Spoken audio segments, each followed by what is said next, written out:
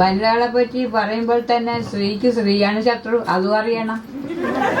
കാരണം ഞങ്ങളുടെ ഏരിയയിൽ കണ്ടുവരുന്ന സംഭവം അതാണ്. ഒന്നല്ല രണ്ടല്ല, പല ജാതി മതസ്ഥരുടെ ഇടയിലും കണ്ടുവരുന്ന ഒരു സംഭവമാണ്. എനിക്കും അനുഭവം ഇതാണ്.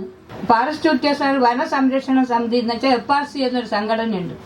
പേരിന് വേണ്ടി മാത്രമാണ്, അല്ലാതെ വനത്തെ പറ്റിയോ മൃഗങ്ങളെ പറ്റിയോ ഒരു കൂറും ഇല്ലാത്തവരാ മൃഗസ്നേഹികൾ. അത്രയും അവർ പേരിന് വേണ്ടിയും അവരുടെ നിലനിൽപ്പിന് വേണ്ടിയും ഓരോ സംഘടന ഉണ്ടാക്കി രൂപീകരിച്ച് ചെയ്യാണ്. നമ്മളങ്ങനെയല്ല, നമ്മൾ വനത്തിൽ കുരുത്തു വളർന്നവരാണ്. എൻ്റെ അപ്പൂപ്പൻ അവിടുത്തെ ഏരിയയുടെ അധികാരിയായിരുന്നു. മലയിലെ രാജാവായി തന്നെയാണ് ജീവിതം പോക്കിയത്. തിരുവിതാംകൂർ രാജകുടുംബവുമായിട്ട് ആത്മീയമായ ബന്ധമുണ്ട് നമുക്ക്. ഇന്നത്തെ ജനാധിപത്യം വന്നപ്പോൾ വനം അത്രയും തകർത്തെറിഞ്ഞ് ഇന്ന് കച്ചവട കേന്ദ്രങ്ങളാക്കി, പലതരം വ്യാപാരം. ഞാനേ ഒരു കവിത എഴുതി, മർമരം എന്നൊരു കവിത. കേരളാംബേ നിന്നുടെ ചരിത്രം വിറ്റിട്ടാണോ പണം വാരിക്കൂട്ടി ഈ നാട് നന്നാക്കിയിടുവാൻ, കേഴുക മമനാടെ ചൈതന്യം പറ്റിയിടുന്ന ഭാരത സംസ്കാരത്തിൽ ഭാവശുദ്ധിയെ ഓർത്ത് എന്ന് ഞാൻ തന്നെ ഒരു കവിത എഴുതിയിട്ടുണ്ട്. തപസ്യയിലൊക്കെ അത് അവതരിപ്പിച്ചിട്ടുണ്ട്. ഞാൻ 82 തപസ്യ കലാസാഹിത്യത്തിൽ മെമ്പർഷിപ്പ് എടുത്ത് ചേർന്നതാണ്. പഴയ തലമുറയിലെ മഹാന്മാരായ പല കവി വര്യന്മാരെയും കാണുകയുണ്ടായി. നമ്മളുടെ നിരൂപകനാണ് കുറുപ്പ് സാറ്, നാരായണക്കുറുപ്പ് സാറ്. അടുത്ത കഴിഞ്ഞ വർഷമാണല്ലോ അദ്ദേഹത്തിന് പത്മശ്രീ കിട്ടിയത്. ഒരു കവിത എഴുതി കൊണ്ടുവന്നാൽ നിരൂപണം ചെയ്യുമ്പോൾ തെറ്റില്ലെങ്കിൽ എൻ്റെ കൂട്ടുകാർ പറയും ചേച്ചി രക്ഷപ്പെട്ടു, കാരണം വിമർശനം കേൾക്കേണ്ടി വന്നിട്ടില്ല. അങ്ങനെയൊക്കെ കഴിഞ്ഞു വന്ന ഒരു കാലഘട്ടമുണ്ട്. ഞങ്ങൾ പണ്ട് കാടേ ശരണമെന്ന് ജീവിച്ചവരാണ്. അറിവുള്ള എന്നുവെച്ചാൽ 7 വയസ്സ് വരെ മാത്രമേ കളിക്കാൻ അനുവാദമുള്ളൂ. 7 വയസ്സ് കഴിഞ്ഞാൽ മാതാപിതാക്കളോടൊപ്പം മുതിർന്നവരോടൊപ്പം കഴിയുന്നത് എന്തെല്ലാം ചെയ്യാൻ പറ്റും അതൊക്കെ ചെയ്തിരിക്കണം. സ്വന്തമായി കൃഷി വിള ഉണ്ടാക്കുക, എവിടെയും വെട്ടിത്തെളിച്ച് കൃഷി ചെയ്യാൻ. വനം നമ്മുടെ സ്വന്തമാണ്. ഇന്ന് അതൊക്കെ സ്ഥിതി മാറി കൊടിയുടെ നിറത്തിലായി വനമൊക്കെ. ഇന്ന് പൊന്മുടി രാജകുടുംബത്തിന്റെ വിശ്രമ കേന്ദ്രമാണ് പൊന്മുടി രാജകൊട്ടാരമൊക്കെ. ഇന്ന് അത് അത്രയും ബിസിനസ് കേന്ദ്രങ്ങളാക്കി മാറ്റിയിരിക്കുന്നെന്ന് പറഞ്ഞാൽ അതാണ് സത്യം. പ്രേതഭൂമികളായി മാറിയുന്ന കാലമാണ്. കൊലപാതകവും എവിടെയെങ്കിലും കൊല്ലുന്നതും കൊണ്ട് തള്ളുന്ന ആ വനം മേഖലയിലായിരുന്നു ആളില്ലാത്തത്. നമ്മൾ കണ്ടാൽ ബന്ധപ്പെട്ടവരെ അറിയിക്കും, കണ്ടെടുക്കും. ബന്ധുക്കളാരും അന്വേഷിച്ചു വന്നില്ലെങ്കിൽ 100 പേര് ഒപ്പിട്ട് അനാഥപ്രദമായി കുഴിച്ചു കാക്കും. പിന്നീട് പഞ്ചായത്തുകാർ പറയും കണ്ടാലും പെണ്ടാട്ടാൽ.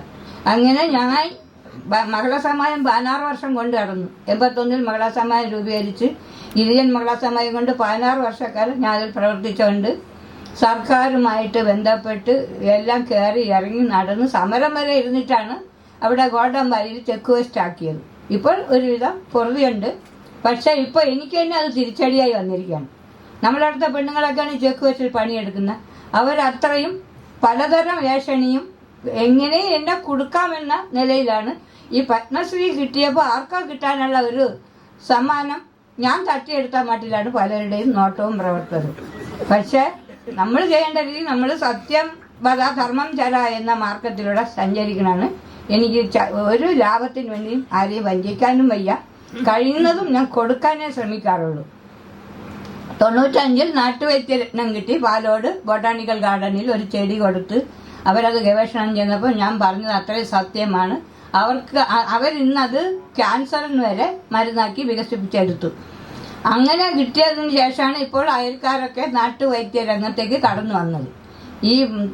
ഞാൻ ഇത് പത്മശ്രീ കിട്ടുമെന്നോ രാജ്യം അംഗീകരിക്കണമെന്നോ ആരുടെയെങ്കിലും ധനം കിട്ടണമെന്നോ മോഹിച്ചല്ല ചെയ്തത്. ഒരു ജീവൻ പിടയുമ്പോൾ അതിനെ എങ്ങനെ രക്ഷിക്കാൻ കഴിയും എന്നതാണ് നമ്മുടെ നോട്ടം.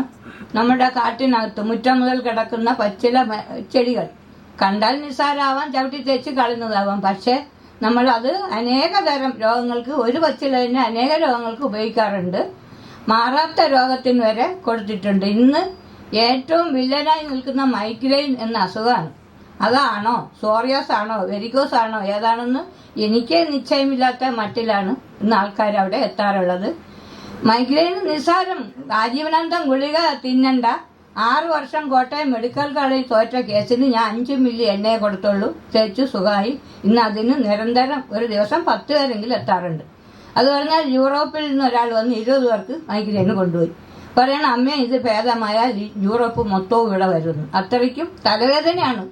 തലവേദന എന്ന് വെച്ചാൽ കുട്ടികൾക്ക് പോലും നിങ്ങൾ കളിപ്പാട്ടമായി ഫോണ് കൊടുക്കരുതെന്ന് ഞാൻ പല വേദിയിലും പറഞ്ഞിട്ടുണ്ട്. പക്ഷേ ഇന്ന് ഫോണ് ഒരു വിദ്യാഭ്യാസത്തിന്റെ ഉപകരണമായി മാറി. ലാപ്ടോപ്പ് ഉപയോഗിക്കുന്നത് ശരി, കമ്പ്യൂട്ടർ നോക്കുന്നത് ശരി, TV കാണുന്നത് എല്ലാം ഈ തലയുടെ ഈ ഞരമ്പ് കേടാക്കും, കണ്ണിന് കേടാവും, മൈഗ്രെയിൻ എന്ന ചെന്നിക്കുത്തുന്ന അസുഖത്തിലുണ്ടാവും. ഗുളിയൊന്നും തിന്നണ്ട, വെറും എണ്ണ മാത്രം 5 മില്ലി എണ്ണ കൃത്യസമയം 6 മണിക്ക് ഉച്ചയിൽ വയ്ക്കണം, 6:30 വെള്ളം ഒഴിക്കണം, അത്രയേ ഉള്ളൂ ജോലി. പിന്നെ നമ്മൾ മണ്ടയിലെ കഫക്കെട്ടിന് പീനസത്തിന്റെ അസുഖത്തിന് ഒരു എണ്ണയോടെ ഞാൻ വെച്ചു കൊടുക്കും. അത് അത്രയും ചെയ്യുമ്പോൾ സമയം തെറ്റിയില്ലെങ്കിൽ ഓക്കെ. അങ്ങനെ ധാരാളം ആൾക്കാർ വരാറുണ്ട്. ചിലർ വിളിക്കാറുണ്ട്, തലവേദന മാറ്റുന്ന അമ്മയല്ലേ, ചിലരെണ്ണം കൊടിഞ്ഞു പിടിക്കുന്ന അമ്മയല്ലേ. ആർക്കായാലും വന്നാൽ മരുന്ന് കൊടുക്കും, പറയുന്ന കൃത്യം ചെയ്തിരിക്കണമെന്ന് മാത്രം. അതുപോലെ വെരിക്കോസിനും പിന്നെ സ്ത്രീകൾക്കുണ്ടാകുന്ന യൂട്രസ് പ്രശ്നത്തിന് പോലും നമ്മുടെ പച്ചിലയിൽ മരുന്നുണ്ട്, നമ്മളത് ചെയ്യാറുണ്ട്. വന്ധ്യതയ്ക്ക് പോലും അവിടെ ആൾക്കാർ വരാറുണ്ട്. എന്നെക്കൊണ്ട് അറിവുള്ളത് ഞാൻ കൊടുക്കാറുണ്ട്. പറയുന്ന ആഹാര നിയന്ത്രണമാണ് മുഖ്യം. എന്നുവെച്ചാൽ രോഗത്തെ വിരോധിക്കാൻ മരുന്നിന് കഴിയും, മരുന്നിനെ വിരോധിക്കാൻ ആഹാരത്തിന് കഴിയും. അത് ഈ ഇടയ്ക്ക് ക്ലാസ് ഉണ്ടായിരുന്നു. അന്നമാണ് ഭക്ഷണം എന്നാണ് വിളിച്ചയാൾ പറഞ്ഞത്. ഞാൻ പറഞ്ഞു അന്നം ഭക്ഷണമെന്നല്ല മടയാ, അന്നം തന്നെയാണ് ഭക്ഷണവും ഒന്ന് തന്നെയാണ്. അന്നമാണ് ആരോഗ്യം എന്നതാണ് വിഷയം. അത് കഴിഞ്ഞു, ആ ക്ലാസ് കഴിഞ്ഞു. ഇന്ന് ഒരു കോളേജിൽ പോകേണ്ട ദിവസമായിരുന്നു. ഞാൻ ഇങ്ങോട്ട് വന്നുകൊണ്ട് അതിനെ ഉപേക്ഷിച്ചു. വനിതകൾ സ്വയം പര്യാപ്തത എങ്ങനെ നേടാമെന്ന് കഴിഞ്ഞ വർഷം വനിതാ ദിനത്തിൽ ആകാശവാണിക്കാർ വിളിച്ച് ചോദിച്ചായിരുന്നു. അപ്പോൾ ഞാൻ പറഞ്ഞു മാന്യമായ തൊഴിൽ ചെയ്ത് സ്വയം പണം സമ്പാദിക്കാനുള്ള മാർഗം കണ്ടെത്തുക. എന്നുവെച്ചാൽ നമ്മുടെ ചില്ലറ ആവശ്യങ്ങൾക്ക് ഭർത്താവിനെയോ മറ്റ് വീട്ടിലുള്ള മറ്റംഗങ്ങളെ ബുദ്ധിമുട്ടിക്കാതെ നമുക്ക് ചില്ലറ പെണ്ണായാലും സ്വയകാര്യത്തിന് ചില്ലറ ആവശ്യങ്ങളുണ്ട്. അതിനൊക്കെ ഉള്ള പൈസ സമ്പത്ത് നമ്മൾ കണ്ടെത്തുക. അപ്പോൾ സ്വയം പര്യാപ്തത നേടാൻ കഴിയും. അത് അവർ ശരിവെക്കുക, അത് അംഗീകരിക്കുകയും ചെയ്തിരുന്നു. അതുപോലെയാണ് എനിക്ക് പറയാനുള്ളത്, മാന്യമായ തൊഴിൽ ചെയ്യണം. ഏത് തൊഴിലിനായാലും ഒരു മാന്യതയുണ്ട്, അതിനൊരു മറുമുഖവുമുണ്ട്. നമുക്ക് മാന്യമായ തൊഴിൽ ചെയ്ത് സമ്പത്തിന് ഉടമകളായാൽ നമുക്ക് അന്യരെ ആശ്രയിക്കാതെ നമ്മുടെ വീട്ടുകാര്യത്തിന് എന്തെങ്കിലും വാങ്ങാനോ നമ്മുടെ ഇഷ്ടമുള്ളത് വാങ്ങാനോ ചെയ്യാനോ കഴിയും.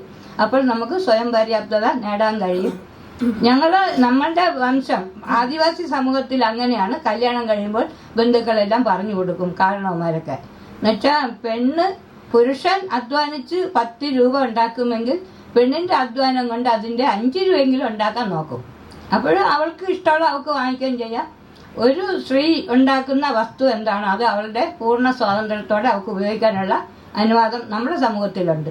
അങ്ങനെയൊക്കെയാണ്. അങ്ങനെ അല്ലാതെ ഇരുന്നെങ്കിൽ ഞാനിന്ന് ഒരു ചുക്കിനും ചുണ്ണാമ്പിനും കൊള്ളാത്ത ഒരു യന്ത്രമായി മാറിയേനെ. നമ്മളുടെ ഈ രീതി അനുസരിച്ച് പുരുഷന് പൈസ കിട്ടിയാൽ പുരുഷൻ കൊണ്ടുപോകണം പരോപകാരാർത്ഥം.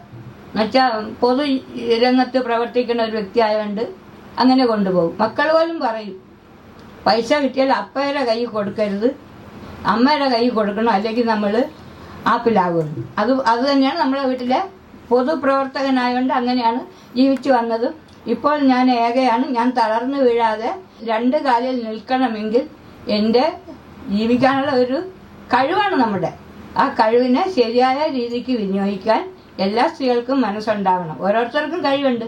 എനിക്ക് വയസ്സായിപ്പോയി, ചെയ്യാവൊന്നും പറ്റൂല എന്നുള്ള മാനസിക ചിന്ത നമ്മളെ അവശയാക്കും തീരെ. എനിക്ക് വയ്യ എന്നൊരു പദം എൻ്റെ നിഘണ്ടുവിലില്ല. എനിക്ക് 80ാം ജന്മദിനം മെയ് 8-ാം തീയതി പിറക്കുകയാണ്. 2 കാലിൽ നടക്കാൻ കഴിയണേ എന്ന് മാത്രമാണ് പ്രാർത്ഥന. അമ്മ ഇരുന്നപ്പോഴേ സ്വയം ഉണ്ടായ ഒരു സ്വയംഭുവായ കിരാതമൂർത്തി ക്ഷേത്രമുണ്ട്. അമ്മയുടെ കാലശേഷം ഞാനാണ് അത് നോക്കണം. 32ാം വയസ്സിൽ അമ്മ മരിച്ചു. അതിനുശേഷം ഞാനാണ് അമ്പലം നോക്കണം, അടുക്കള നോക്കണം, ഇതുപോലെ പൊതുകാര്യങ്ങൾക്ക് ഓടണം. പിന്നെ രോഗികളെ വരുന്നവരെ നോക്കണം. പാമ്പ് കടിയൊക്കെ വന്നാൽ ഞാനേ ഉള്ളൂ. വിഷം തൊട്ട് അനേകം തരത്തിൽ വിഷം ബാധിച്ച ആൾക്കാർ വരാറുണ്ട്. മരുന്നുണ്ടാക്കണം. നാനാതരം മിക്ക രോഗത്തിനും എണ്ണ വെച്ച് കൊടുക്കുകയാണ് ചെയ്യുന്നത്. അതുപോലെ കൊട്ടാരത്തിലും പോയിരുന്നു, തമ്പുരാട്ടി വിളിച്ചു പോയിരുന്നു. അവിടെ ചെന്നപ്പം തമ്പുരാട്ടി പറയണം അമ്മേ ഇവിടെ നായ്ച്ചകളുടെ കാര്യം എന്തിനാണെന്ന് അറിഞ്ഞില്ല. കൊട്ടാരത്തിൽ 3 മണിക്ക് സന്ദർശന സമയം പറഞ്ഞ് വിളിച്ച് അങ്ങനെ പോയി. ഞാൻ ഭാഗ്യത്തിന് എടുത്തു വെച്ചത് അലർജിയുടെ എണ്ണയാണ്. തുമ്മൽ, ശ്വാസം മുട്ട് മുതലായവ ഒരു തരം അലർജിയിലുണ്ടാവും. അതിൻ്റെ എണ്ണയായിരുന്നു എടുത്തത്. കൊടുത്തിട്ട് പോയി. പിന്നീട് കണ്ടവൻ പറഞ്ഞ് അമ്മ തന്നെ എണ്ണ തേച്ചപ്പം കുഴപ്പമൊക്കെ മാറിയിരുന്നു. ഞാൻ എണ്ണ വയ്ക്കേണ്ട രീതിയും പറഞ്ഞു കൊടുത്തായിരുന്നു. പിന്നെ വേറൊരു തരം അലർജിയിൽ പൊള്ളലുണ്ടാവും, ചൊറിച്ചിലുണ്ടാവും, ചൊറിച്ചിരങ്ങ് പോലത്തെ രോഗം ഉണ്ടാകും. അതിന് വേറെ ഒരു ചെടിയാണ്. ഇങ്ങനെ ഓരോ വ്യത്യസ്ത രോഗത്തിനും ചിലപ്പോൾ ഒരു ചെടിയിൽ തന്നെ പലതരം മരുന്നുണ്ടാക്കാം. ചിലത് അതാത് രോഗത്തിന് അതാത് ചെടി കണ്ടെത്തണം. സോറിയാസ് എന്ന് പറയുന്ന അസുഖം ഇന്ന് മാരകമായി പലർക്കും ഉണ്ടാവാറുണ്ട്. പോലീസുകാരാണ് മിക്കവാറും ഇതിൻ്റെ ഇടയിൽ വരാറുള്ളത്. അത് ആഹാര നിയന്ത്രണത്തോടെ അകത്ത് മരുന്ന് കഴിക്കണം, മാറാൻ പറ്റും. പിന്നീട് അതുപോലെ വെരിക്കോസും, അതുപോലെ പിന്നെ എല്ലാത്തരം തന്നെ ഗുളികയൊന്നും കഴിക്കണ്ട. തൈറോയിഡിന് പോലും ഗുളിക, ഇംഗ്ലീഷ് ഗുളിക കഴിച്ചാൽ ആജീവനാന്തം കഴിക്കണം. ശരീരം പെരുത്ത് കയറും, അല്ലെങ്കിൽ ഉണങ്ങി വന്നാൽ ആകെ 2 വര 3 വര മാത്രം. ബാക്കി അത്രയും ശരീരം ചീർത്ത് തടിച്ചാൽ വരാറ്. വണ്ണം കുറയ്ക്കാനൊക്കെ ആൾക്കാർ വരാറുണ്ട്. നീര് കയറി ആളുകൾ അമിത വണ്ണം ആയാലും അത് വല്ല ആരോഗ്യമല്ല, അത് മനുഷ്യനെ തളർത്തുന്ന ഒരു രംഗമാണ്. അത്തരം രോഗികളും വരാറുണ്ട്. സ്ത്രീകൾക്ക് യൂട്രസ് പ്രശ്നമായിട്ട് വരാറുണ്ട്. ഏതാണ് മഹാരോഗമെന്ന് എനിക്ക് നിശ്ചയമില്ലാത്തൊരവസ്ഥയാണ്. ഓരോ പുതിയ രോഗങ്ങളുമായിട്ട് വരും. പക്ഷെ അലോപ്പതി ചെയ്താൽ അതിൻ്റെ അലോപ്പതിക്കൊരു ഗുണമുള്ളതെന്ന് വെച്ചാൽ പെട്ടെന്ന് വേദന സംഹരിക്കും. അത് ഞരമ്പ് മരവിക്കണാണ്. ഷുഗറിന് പോലും മരുന്ന് നമ്മളെ ആയുർവേദത്തിലുണ്ട്.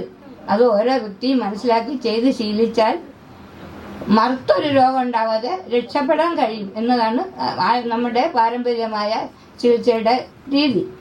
പക്ഷെ നമ്മൾ ഈ പുരസ്കാരം വാങ്ങുന്നതിന് മുമ്പ് 18 പിന്നെ ജാർഖണ്ഡ് പോയിരുന്നു ഒരിക്കൽ.